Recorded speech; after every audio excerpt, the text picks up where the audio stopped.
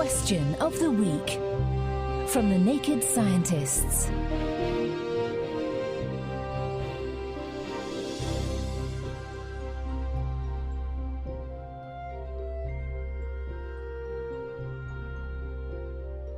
Hello and welcome to Question of the Week from The Naked Scientists with me, Dr. Hannah Critchlow. This week we find out what might link sex, biting and receiving. Hi, this is Brendan from San Francisco. I'm wondering if there's any possible way you could get cancer from someone else. So, can you catch cancer? Let's kick off with sex. And yes, cancer can be caused directly by infection with sexually transmitted viruses, including the human papillomavirus that causes cervical, anal and throat cancers. With more... Margaret Stanley in the Department of Pathology in the University of Cambridge. Human papillomaviruses are very, very common infections. And there's a set of viruses that infect the genital tract and the oral cavity in men and women.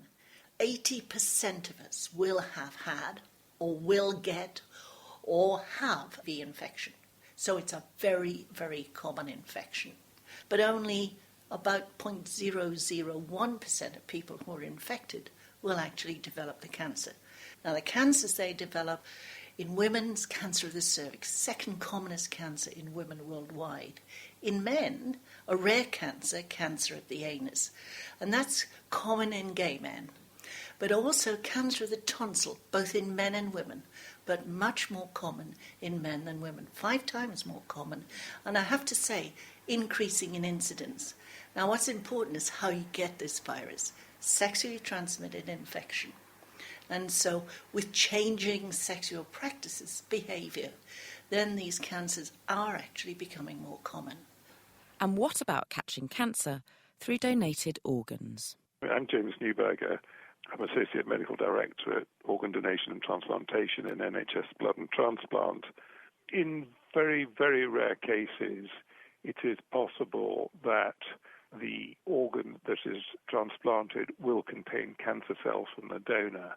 We do our best to screen for this and prevent it, but we cannot prevent it entirely, however good our screening tests are. The second point is that immunosuppression, which nearly all transplant recipients require lifelong, does carry an increased risk of some cancers, and it's important that both the patients and their doctors are aware of this increased risk. And there's also a risk of picking up cancer through viruses in blood, like hepatitis B and C, which can trigger cancers in some individuals and can be passed on in donated blood. Although, thanks to screening programmes, the risk of this in developed countries is very low.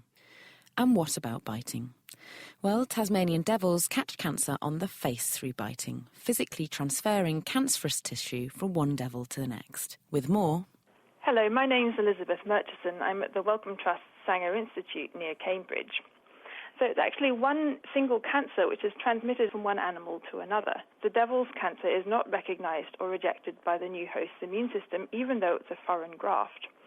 There are some very rare examples of cancers which are transmitted in this way in humans, and these are often associated with mothers getting cancer that are then transmitted through the placenta to the fetus, and even more rarely vice versa, the fetus develops the cancer which is transmitted to the mother. So, Tasmanian devils catch cancer through biting, whilst humans can catch cancer through sex, transfer between mother to fetus, and there's also a small risk of catching cancer from a donated organ. Thanks to Dr. Elizabeth Murchison, Professor James Newberger, and Margaret Stanley for clearing up that contagious cancer question. Passing on to our next question with a listener who wonders about the inequality of the temperature scale. Well, I'm Bronwyn Hicks and I'm based in Melbourne, Australia. If we have a lower limit on temperature that is absolute zero, where it's so cold that nothing happens, why do we not have an upper limit?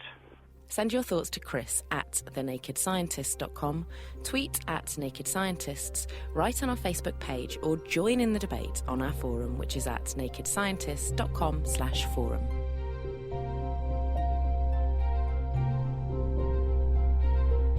The Naked Scientist's Question of the Week, brought to you in association with the Houter Wissmann Foundation, supporting science and education from Alpha to Omega.